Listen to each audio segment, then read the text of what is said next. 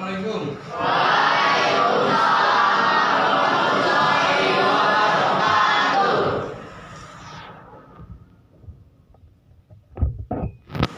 Kelas 9. Jawabin perhatikan semua. Sebelum kita masuk pada materi, terlebih dahulu Bapak mulai kehadiran. Nama yang saya panggil silakan mengangkat tangan dan bersuara. Abdul. Hadir? Tidak. Aisyah.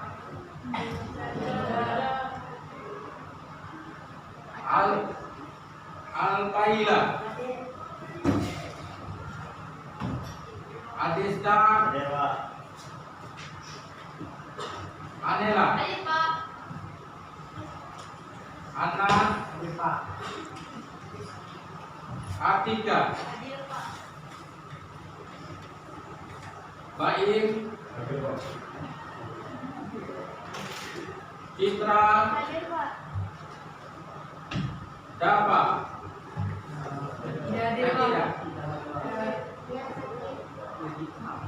Depran. Gali. Hadir, Pak. Haikal. Indra.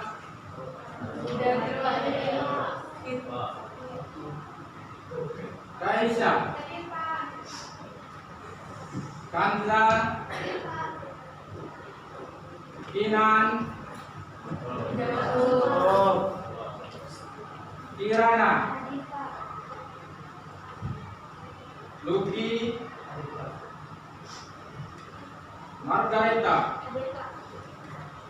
Luneta. Marvel. Mama Jeffrey. Muhammad Rafa. Muhammad Rifki. Muhammad Rahmat. Naomi. Nia. Nikami. Orlando. Pramuda. Risha. Rahayu. Raisa. Rido. Sabina. Sapira. Siska. Siva. Winta yang terakhir. Ya, oke, teman perhatikan semuanya, ada beberapa orang yang tidak hadir. Untuk materi pada hari ini tentang masalah karya seni batu. Minggu lalu kita sudah membahas tentang karya seni lukis, ya. Aliran-aliran seni lukis ada yang bersangkutan dengan deformatif, representatif, dan non figuratif.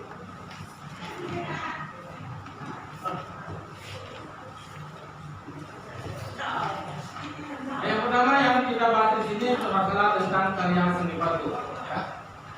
Dari pengertian dari karya seni patung, di sana tertulis karya seni rupa yang berbentuk 3 dimensi. Ya, karya seni rupa yang berbentuk 3 dimensi. Ya, kenapa dikatakan 3 dimensi? Karena karya seni rupa ini kita ambil dari pengertian 3 dimensi. Karya seni yang dapat dilihat dari segala arah, yang memiliki panjang dan lebar kali tinggi dan memiliki volume atau ruang. Ya. Jadi karya seni patung itu memiliki 3 dimensi, ya. Karena dia memiliki ruang. Kok seni lukis 2 dimensi, Pak? Dia memiliki ruang juga. Kalau karya seni lukis memiliki ruang, cuma ruang ilusi. Nah, kalau seni patung ruang nyata. Kalau seni lukis ruang ilusi. Kelihatannya di saat kita meraba dia pasti tetap di bidang data. Itu karya seni lukis. Kalau seni patung, kita anggap aja diri kita patung.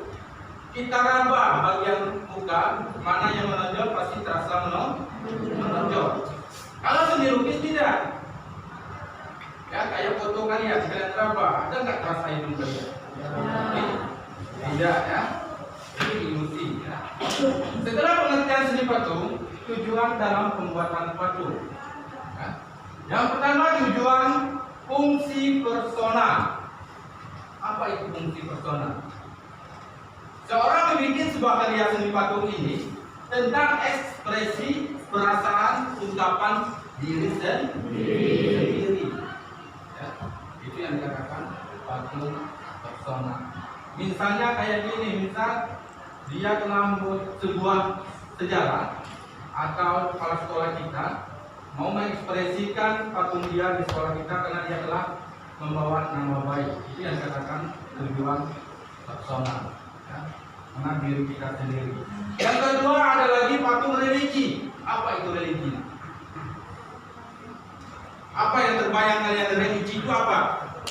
Religius. Apa? Agama. Patung tentang agama. Ya. Mungkin kalau agama Buddha mengatakan bahwa patung itu bisa membawa berkah. Kalau kita beda itu ya. Itu yang dikatakan patung tentang agama. Ya. Yang ketiga ada lagi patung sebagai sosial. Di sana tertulis peristiwa bersejarah seperti patung pahlawan. Ya. Contohnya di mana? Contoh yang patung fungsi sosial.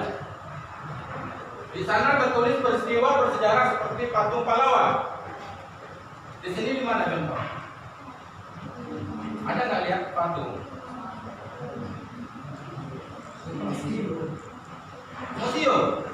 Ada nggak patung di museum? Tentang pahlawan bukan? Lihatlah di depan kuburan pemakaman yang daerah Jawa kan ada pahlawan. Di sana kan berdirilah patung pahlawan. Biasanya dikatakan patung monumen. Para pahlawan yang telah meninggal lalu dibikinlah patung mereka, maka itu dikatakan patung fungsi sosial, peristiwa bersejarah. Ya. Yang terakhir ada lagi patung sebagai fungsi fisik. Patung sebagai fungsi fisik, patung dekorasi arsitektur atau patung kerajinan. Ya. Contohnya seperti ini.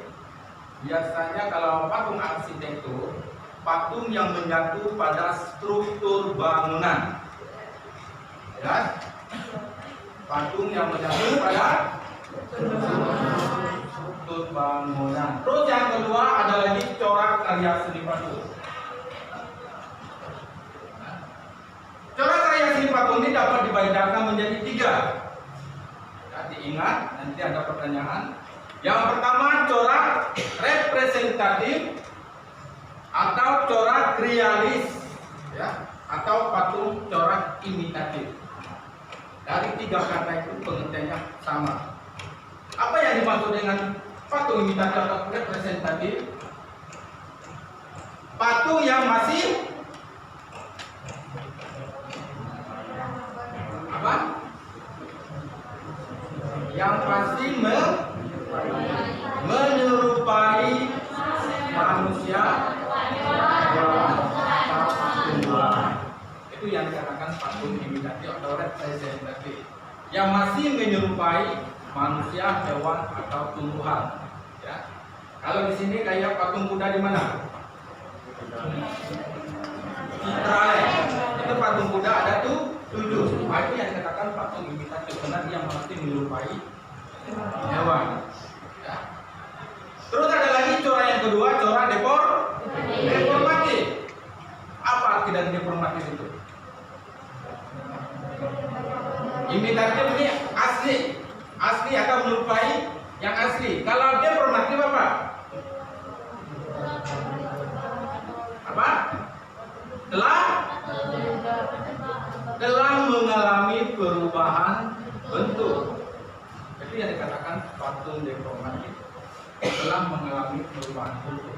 Maksudnya perubahan bentuknya gimana Pak? Tadi patung kuda yang masih berbentuk asli atau real. Yang perubahan bentuk mungkin kita tambahkan sayap, mungkin kita tambahkan lain-lain, mungkin bentuknya sudah berubah bukan seperti yang asli. Ya, itu yang dikatakan dekor. Yang terakhir ada lagi yang dikatakan corak patung non figuratif. Apa arti dari non figuratif?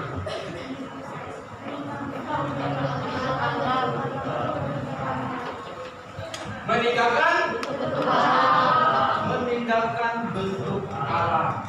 Dia tidak menyerupai tumbuhan, dia tidak menyerupai hewan, dia tidak menyerupai manusia. Dia sudah meninggalkan bentuk segalanya. Ya. Ini kata patung non figuratif. Kalau di dalam lukisan itu dikatakan aliran abstrak, meninggalkan bentuk alam. Kalau di dalam seni patung namanya corak non figuratif. Oke, jelas sampai sini? Jelas. Yang ketiga selanjutnya ada jenis. Ya. Jenis karya patung dapat dibedakan menjadi 4. Ya. Jenis karya patung dapat dijadikan 4. Yang pertama ada yang dikatakan patung dada atau patung busti atau buste. Patung dada itu adalah patung proses pembuatannya itu dari dada hingga ke kepala. Ini yang dikatakan patung dada dari dada hingga kepala. Contohnya seperti ini ya, kita anggap aja ini kepala, leher.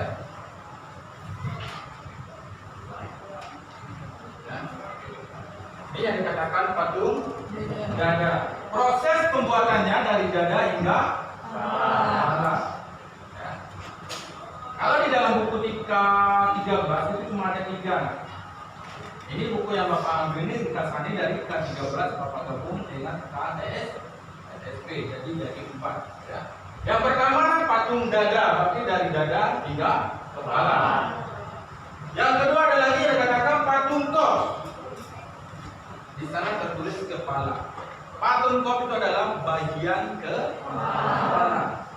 Berarti dia tanpa ada dada. Proses pembuatannya itu hanya kepala saja. Berarti kita ambil dari sini ya, kapus. Kemudian ini yang dikatakan patung kepala. Bagian kepala saja. Nah, yang ini patung dada.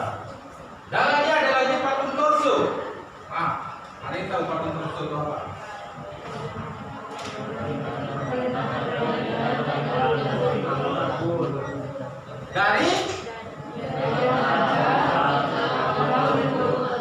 Dari bagian dada hingga pinggul. Mungkin kita sambung misalnya nih, mungkin paha.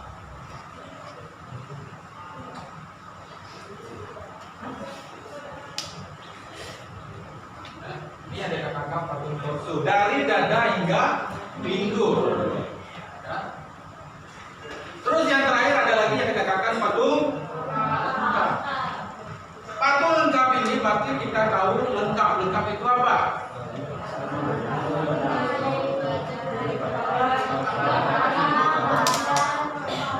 Pasti utuh dari ujung kaki sampai ujung dan nanti kita akan bikin patung lengkap ya. Dari ujung kaki sampai ujung kepala kelihatan. Pak, boleh nggak fauna silakan, kalau flora silakan, manusia silakan. Silakan kalian berekspresi nanti ya. Oke, sudah selesai. Jenis karya patung. Yang ini tadi apa?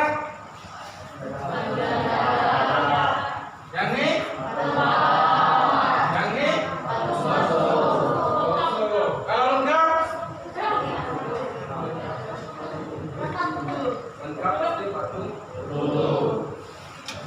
Dan yang terakhir ada yang dikatakan bahan karya seni patung dapat dijadikan menjadi 3.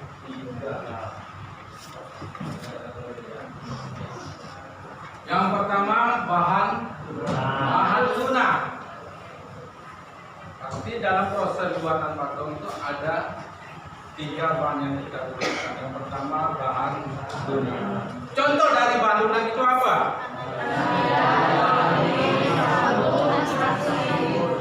Karena lihat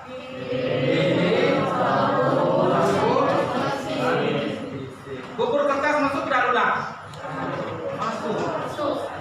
Ya, bubur kertas itu masuk bahan yang lunak. Kalau bahan sedang,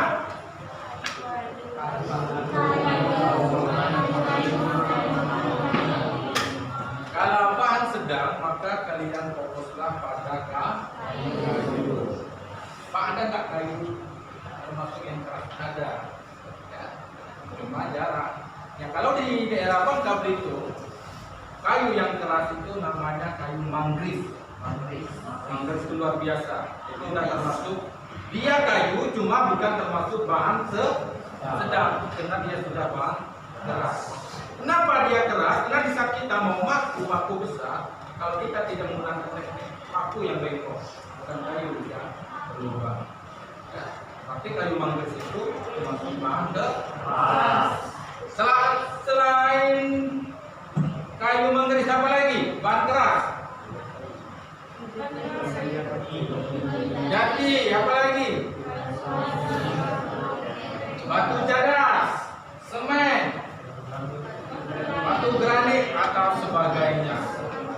Kalau semen itu hati-hati ya. Dia bisa berupa cok.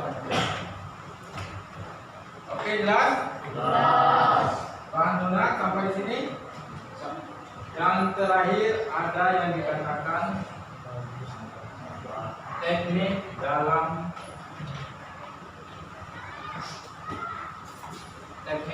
membuatan patung. Teknik dalam membuatan patung di sana ada 4. Yang pertama teknik pahat, yang kedua teknik kusir, menambah atau mengurangi, yang ketiga teknik cor.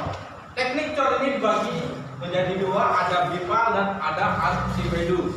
Dan yang terakhir ada yang dikatakan teknik assembling atau merakit. Ya, nanti mungkin kita menggunakan teknik yang keempat. Kita merakit dulu ya dalam pembuatan proses patung.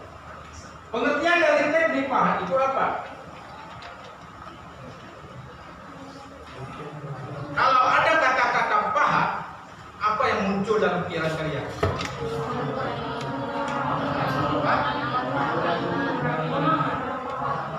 Memahat pasti identik ke dalam pikiran kita, pasti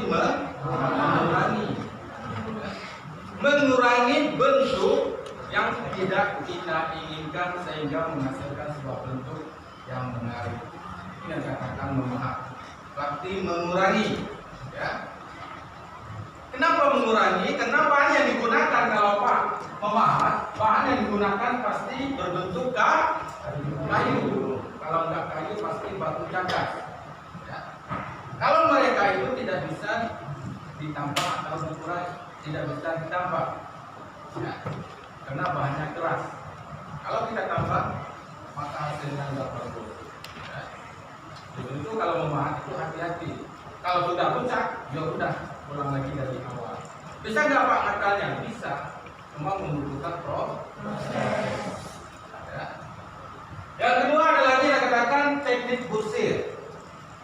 Di sana tertulis menambah atau mengurangi. Ya. Teknik kusir ini biasanya digunakan, bahan yang digunakan itu adalah tanah liat. Kenapa tanah liat? Karena tanah liat ini bisa ditambah, bisa mengurangi. Ya. Teknik kusir. Ya. Kenapa bisa ditambah? Karena tanah yang kita gunakan itu dalam keadaan setengah kering atau setengah basah. Ya. Kalau kurang kita tambah, kalau berlebih kita kurangi. Ya, itu yang bisa ditambah, bisa dikurangi. Terus selanjutnya teknik cor. Kalau Bapak bilang teknik cor, apa yang ada pikiran saya? Bahan yang digunakan itu apa? Hati-hati, semen. Semen ada yang keras. Apakah cor itu semen itu dicor dalam bentuk kotak lalu dipahat atau gimana? Ya. Kalau teknik cor identik bahannya yang berbentuk cair yang memiliki cetakan. Pernah nggak kalian melakukan teknik cor di rumah? Seumur hidup kalian pernah nggak kalian melakukan teknik cor? Pernah apa belum? Kalau kalian mengatakan belum, mustahil bagi Bapak. Kenapa mustahil? Karena kalian pernah melakukan teknik cor, cuma kalian tidak tahu. Pernah nggak ini bro? Pernah. Ada cetakan nggak? Itu kan bersama menggunakan istilah teknik cor. Ya. Karena kita berpikir pada seni patung, cuma kita tidak tahu bikin kue. Ya, pada itu termasuk teknik cor. Ya, bahannya yang bersifat cair yang memiliki cetakan. Sekarang ini di mana? Contoh ada nggak di sini? Di lingkungan sekolah ada nggak contoh teknik cor? Yang lagi dalam proses pembuatan ada nggak? Apa? Hah? Orang cor tiang kelas itu kan menggunakan cetakan, menggunakan emas. Bahan yang digunakan itu adalah bersifat cair. Ya, jelas? Itu pengertian dari teknik cor. Maka kita masuk yang pertama itu bagian teknik pipa. Pengertian dari teknik pipa, proses cetak mencetak, cetakannya yang bisa dibongkar pasang sehingga menghasilkan jumlah karya seni yang banyak. Jadi ada pengertian dari teknik pipa.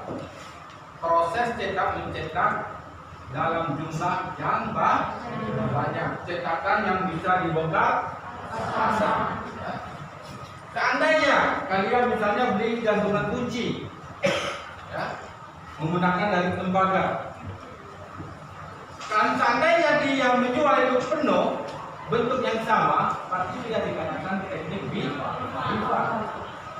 Cetakan yang dapat dibongkar pasang sehingga menghasilkan karya yang banyak dan bentuknya sama. Beda dengan teknik arsipedo. Teknik arsipedo ini menghasilkan satu karya. Ya, teknik arsipedo ini menghasilkan satu karya karena cetakannya langsung dimusnahkan. Karena dia menghasilkan satu karya. Sedangkan teknik pipa menghasilkan banyak karya karena cetakannya bisa dibongkar.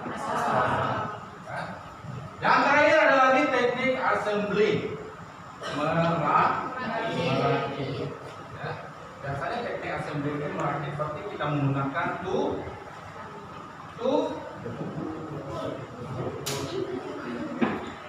tulang. Apa itu tulang? Kerangka patung itu sendiri. Tugas hari ini itu adalah membuat patung menggunakan kerangka di dalam. Yang kita gunakan itu kawat, kolang dan lem. Jelas sampai sini? Yang merasa kurang jelas silakan bertanya, silakan ajukan tangan, nanti mendapat nilai tambahan atau checklist bahwa dia aktif dalam proses belajar mengajar. Ya. Ada yang merasa bertanya silakan. Apa arti atau yang dimaksud dengan corak representatif? Namanya siapa?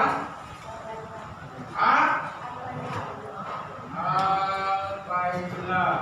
Oke. Apa arti dari corak representatif? Yang berani menjawab silakan ajukan tangan. Silakan, siapa nama? Pandi. Apa?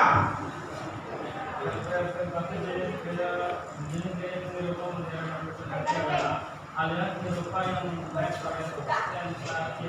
atau mengakhiri dan menggambarkan objek nyata. Mengakhiri objek nyata. Oke. Kita cukup mengingat aja, walaupun tadi dia berbicara panjang, cuma ada meniru objek yang ya. Itu arti dari patung representatif atau imitatif, menyerupai atau nyata. Ya. Jadi rekan-rekan waktu representatif. Dia menyerupai bentuk hewan, menyerupai tumbuh-tumbuhan, dan menyerupai manusia. Ya. Oke, terima kasih Abdul dan telah menjawab ya.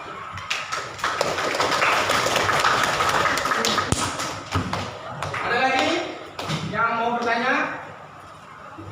Silakan. Nama? Luki. Silakan Lu.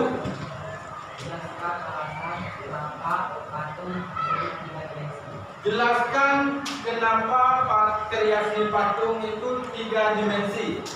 Oke, sebelum Bapak menjelaskan maka Bapak lemparkan sama kalian dulu. Ada yang mampu menjawab silakan. Silakan sebutkan nama. Kaisa. Silakan Kay.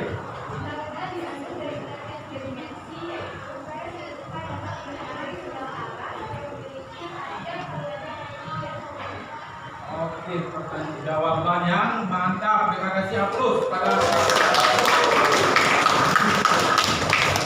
Kenapa patung dikatakan 3 dimensi? Karena karya seni patung ini dapat dilihat dari segala arah, yang memiliki panjang kali lebar kali tinggi, dan memiliki ruang yang nyata.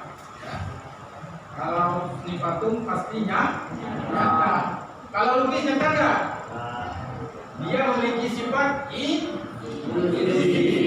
Ya, kita contoh aja gambar wakil presiden kita, Kiai Haji Ma'ruf Amin. Dia menggunakan kacamata. Di saat kita merapat, terasa nggak kacamata? Tidak. Kenapa tidak? Karena dia tetap di bidang nyata. Kalau seni patung yang menggunakan kacamata, pasti bisa kita meraba, pasti terasa kacamata. Jelas ini? Nah, itulah kenapa karya seni patung menjadi 3 dimensi. Ada yang bertanya lagi? Sebelum kita praktek, atau Bapak bertanya? Satu pertanyaan saja. Ya. Oke, Bapak kasih pertanyaan 1, habis itu kita langsung praktek. Apa arti dari deformatif? Yang bisa menjawab silakan angkat tangan. Apa arti dari corak patung deformatif? Corak patung deformatif.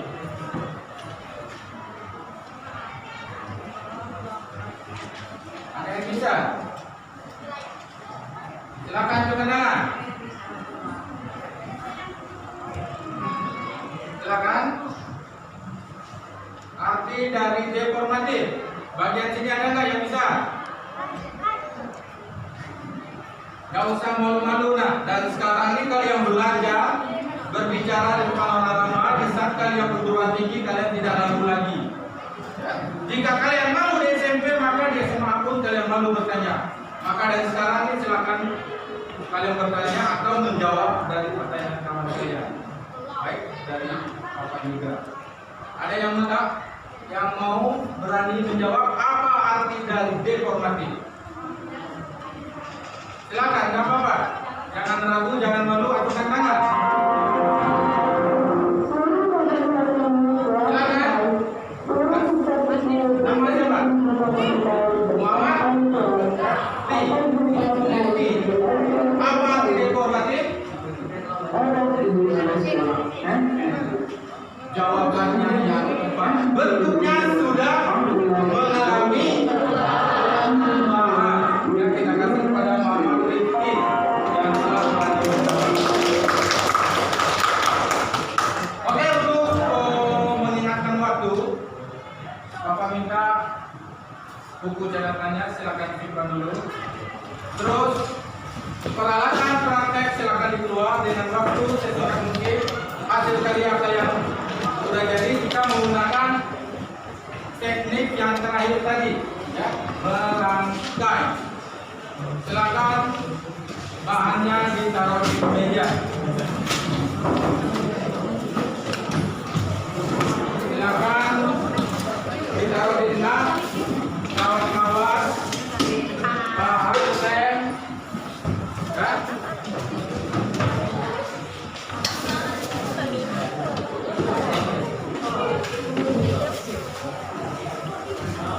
Dan silakan di dekat.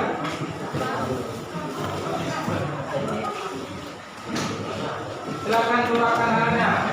Yang sudah silakan dimulai. Kita mengingatkan waktu.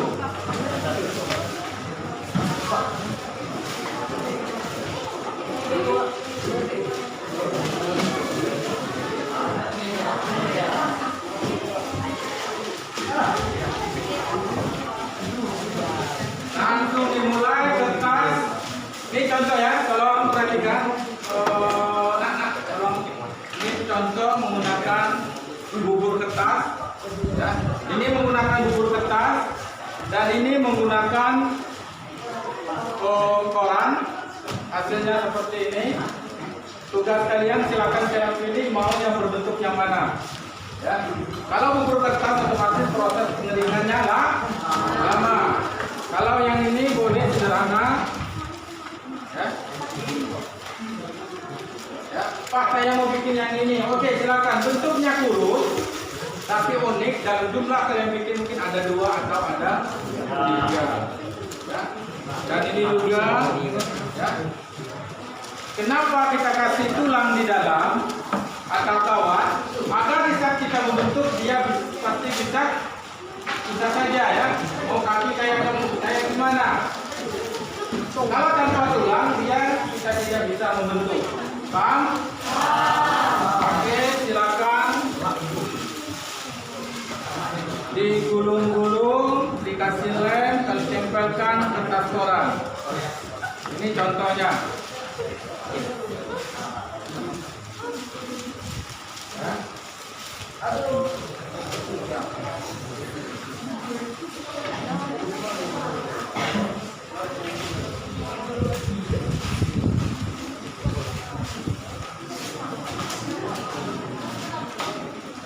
Mungkin sambil kalian Bapak sambil minta video cara proses pembuatan.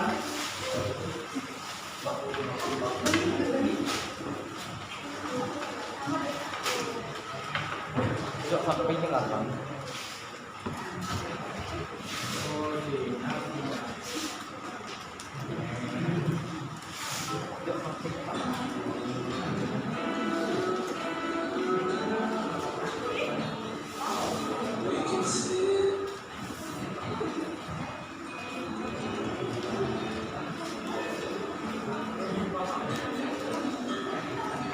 Langkah-langkah sambil bekerja sambil lihat langkah-langkah ya.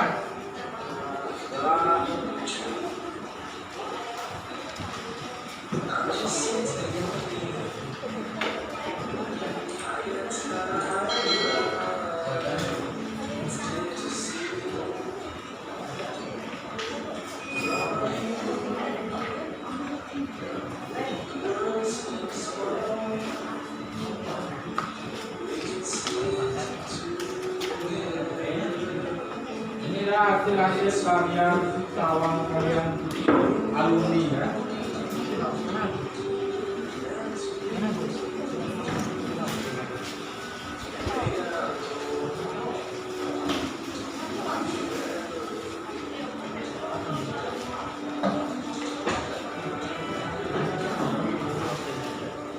Kalau ada yang bingung silakan kasih tahu.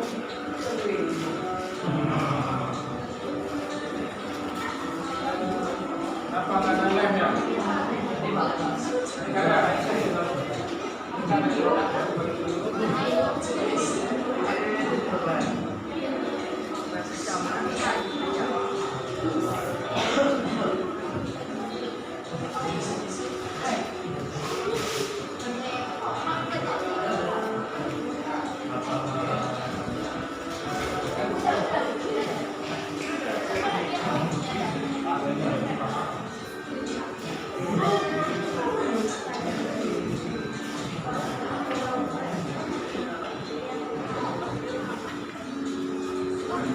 ya. Kalau bisa Pak, boleh nggak kepalanya dipikirin biar bagus ya. Ini misalnya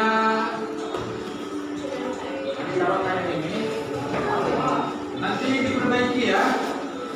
Ini mana badannya? Ini kan ada nggak pada?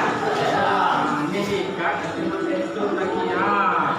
Kepalanya dikit, nggak kelihatan unik dan menarik.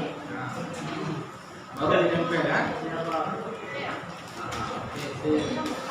Oh, yang ini ada yang menggunakan bulu kertas ya?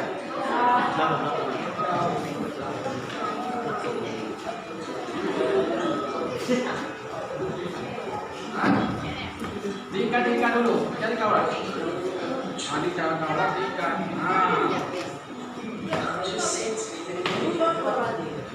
Ini nggak ada badan kayak nih. Kan ada badan. Yang ini. Cacat. Oke, diperbaiki ya. Ini jangan. Kepala bapak juga ya. Nanti dorong tempel.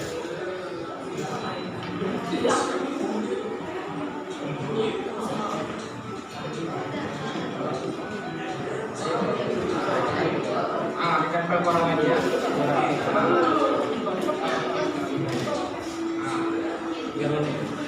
Nanti yang ini bisa kalian satukan ya. Kalian ikat biar unik dengan gerakan bentuk yang berbeda.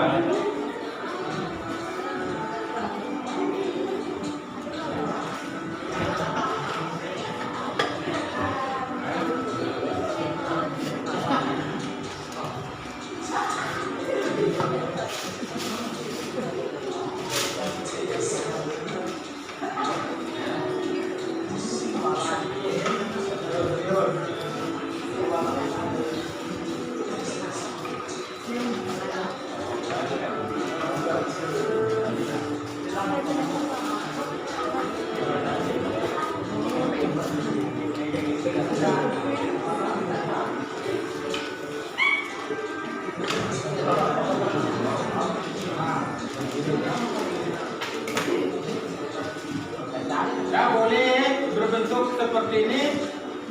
Yang ini nggak usah pakai kepala kayak gini ya, kita mau aja. Nanti kalau ada 3-4, nanti kita bisa bikin gerakan lain. Pak, saya mau bikin satu kayak gini, silakan. Bebas. Silakan kalian berekspresi.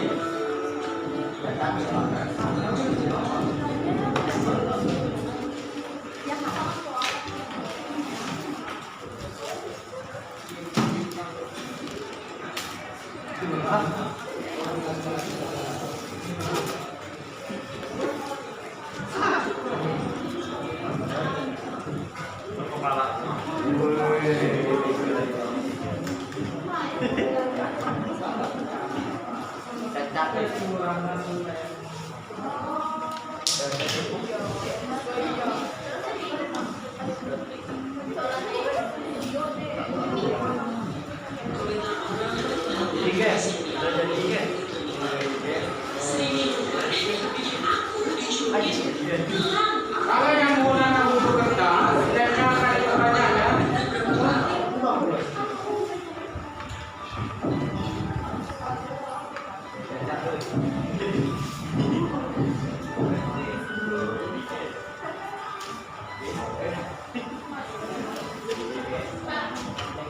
Yuk. Apa? Komplikasi.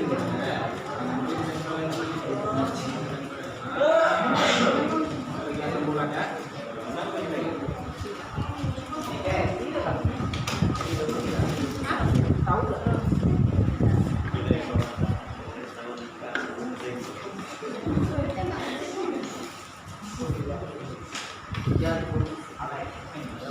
Dan jika kalian bisa, ini bisa menghasilkan sebuah istilahnya bentuk yang unik. Nanti bisa kalian jual. Karena seni ini harus banyak praktek. Ini kita praktek patung, nanti kita praktek ini grafis. Hah? Ya, di penutup 2.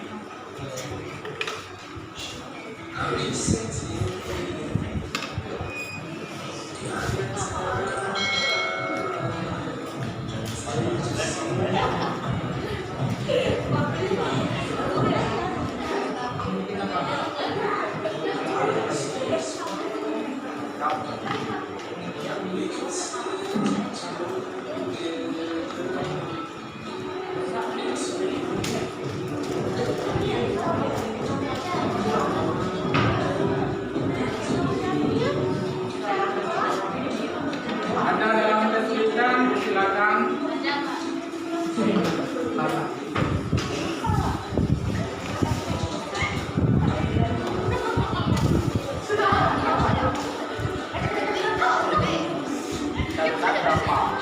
Nah, ini ada fungsi 2 kan bisa kita ke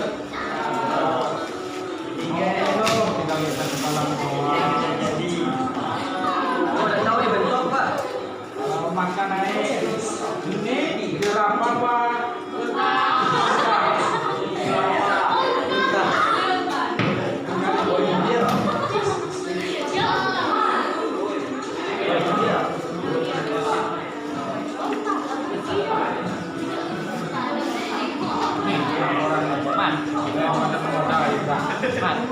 Mas.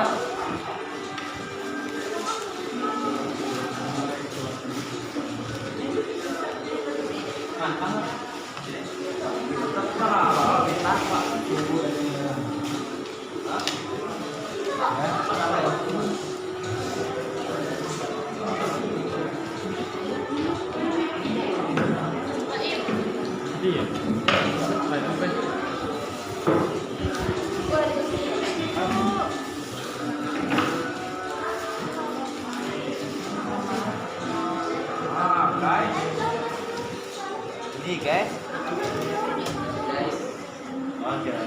Cocok.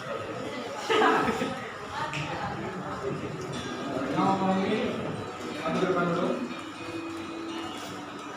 Ya, lihat.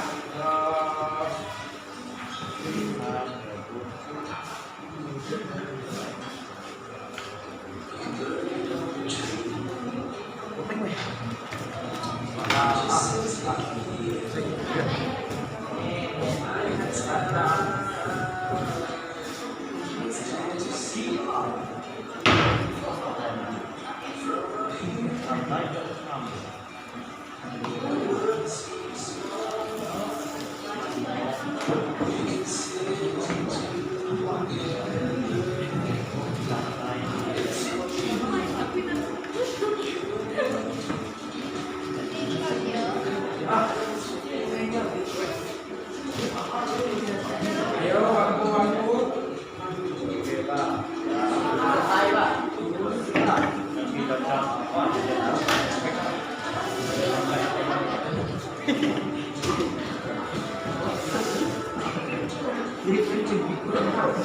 Dikasih lem dulu. Dikasih lem dulu biar nyaman.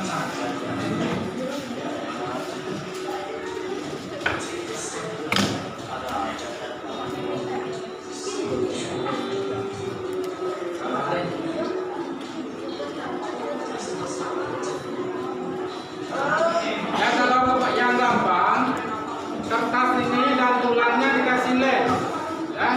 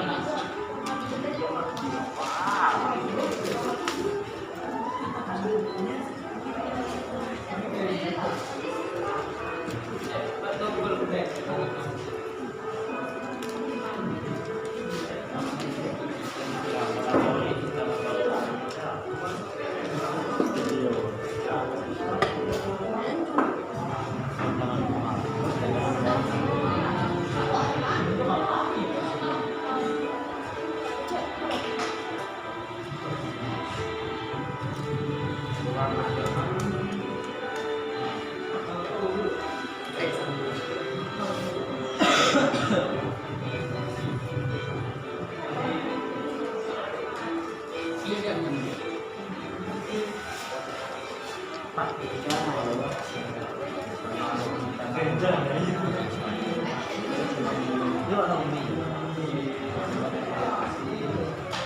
ada ya?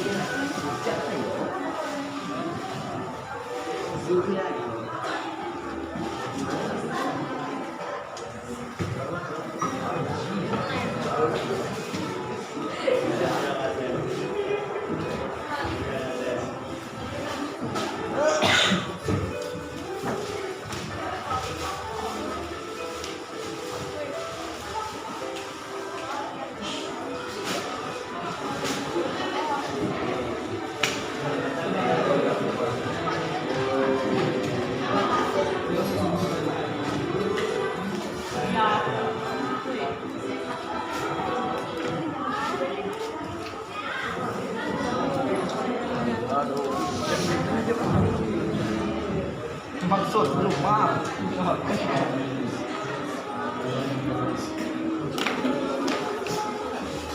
Masih ada yo.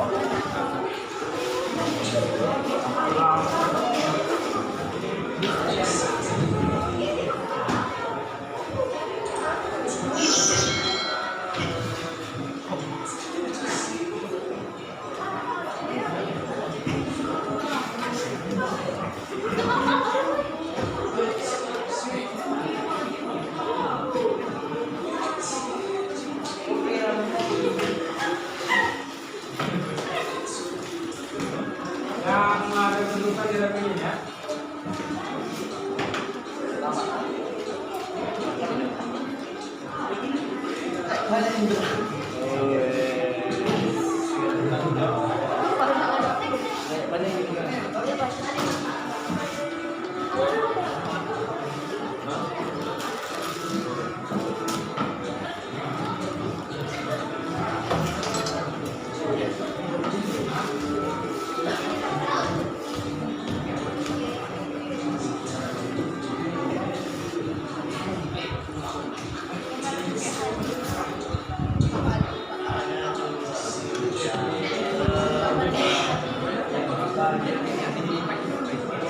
Yang kedudukannya bagus, ya kayak di sini.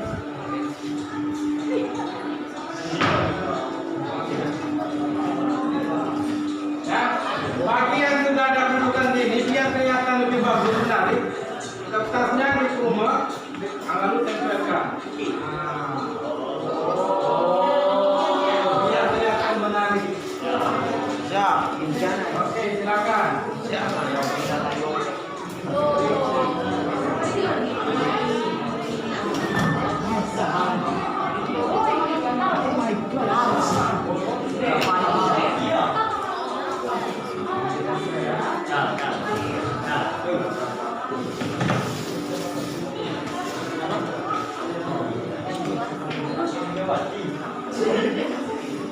Kurnya tempel biar ini konek yang kamu di bawah bukan fokus sama aku. Oke, campur.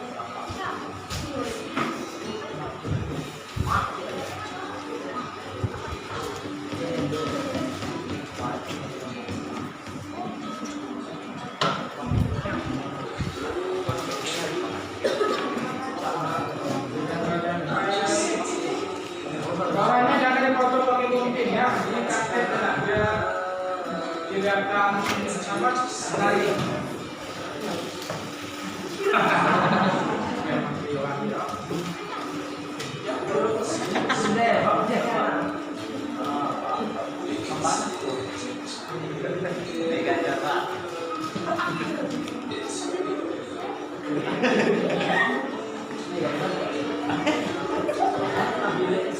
Mana dong?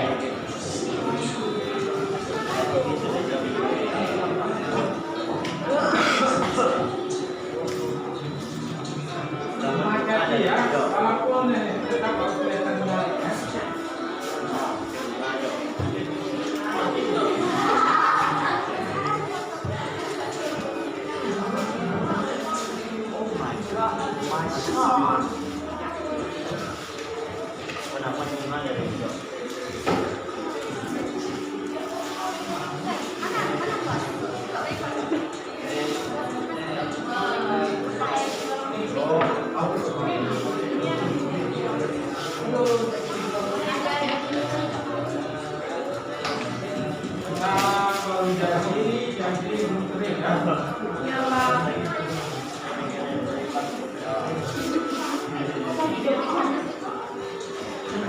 Pak, udah jauh jangan nempel Pak, bawa sini Pak.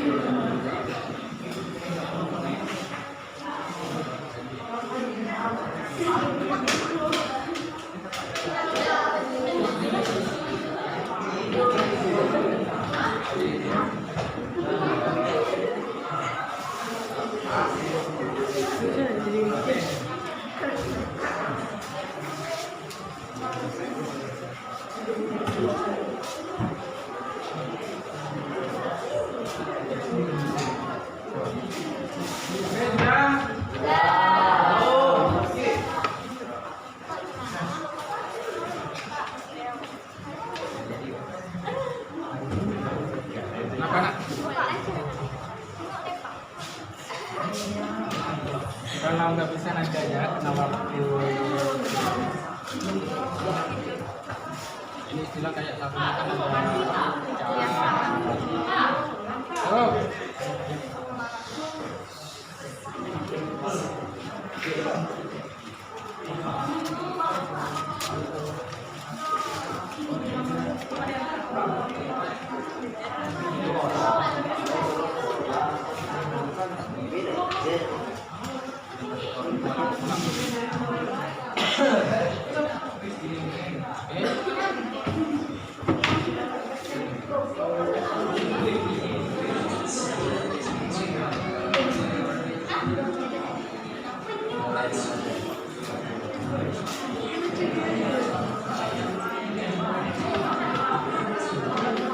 Yang merasa sudah selesai,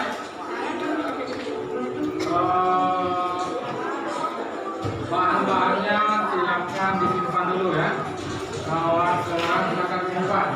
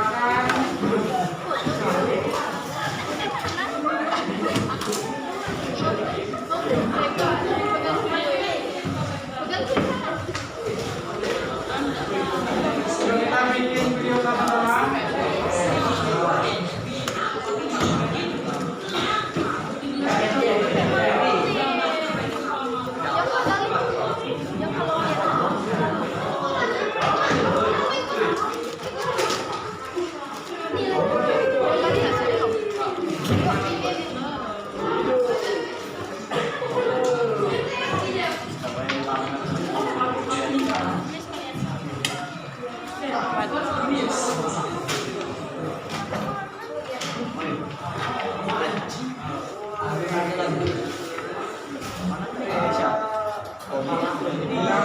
ke depan.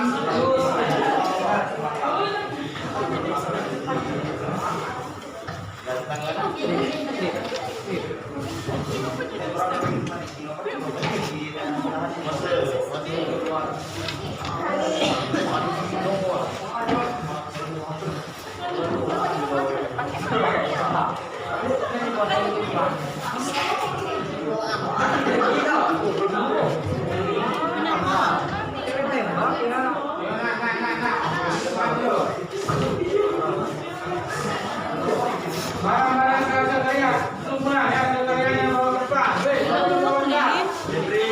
Siapa yang bawa?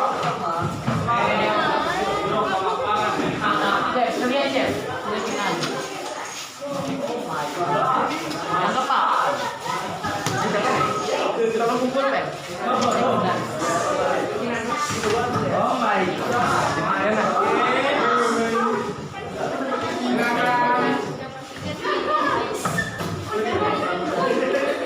Yang depan dulu ya.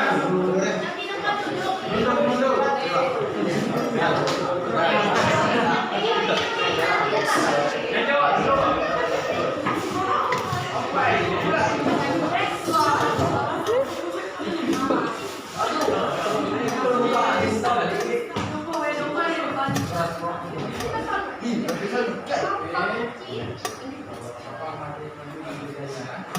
Maju.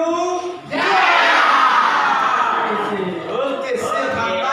Silakan kembali di tempat masing-masing. Kalian yang bawa dulu sebelum kita mengalir pertemuan. Kita kerangkul dulu.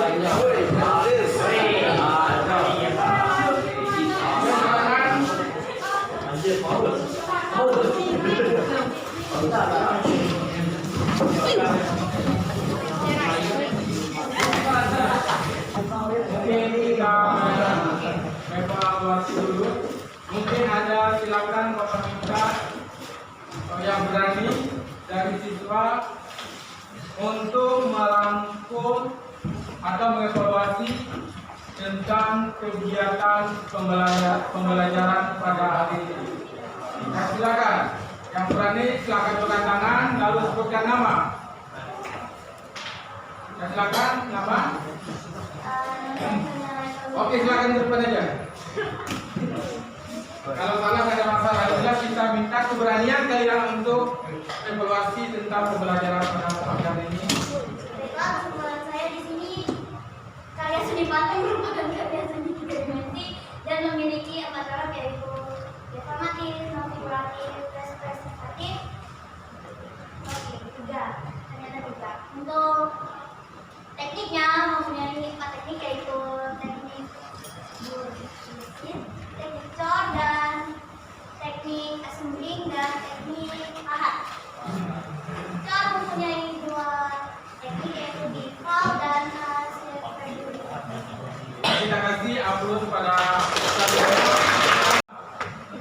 karena untuk memperindahkan sebagian kan sudah selesai. Untuk mempercantikkan hasil karya kalian ini silakan kalian warnai. Ya, minggu depan baru atau kapan-kapan baru kita coba. Sebelum kita mengakhiri pertemuan pada hari ini, marilah kita mengucap hamdalah.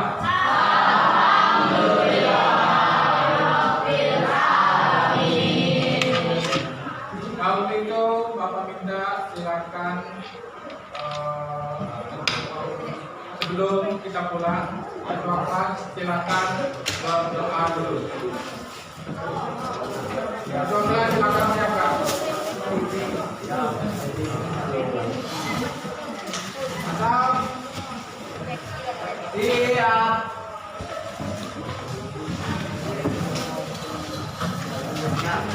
Beri salam.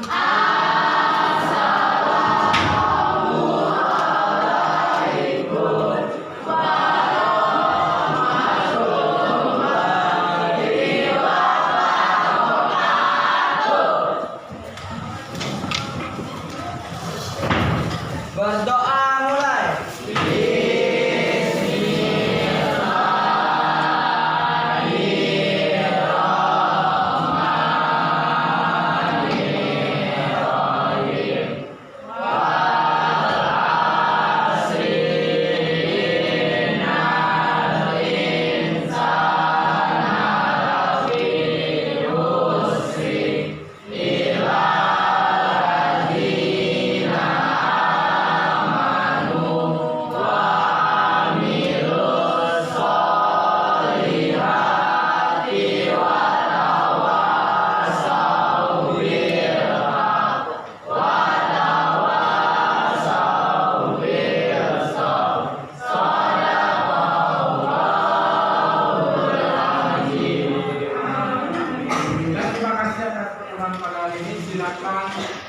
tenang dan hati-hati di jalan. Oke.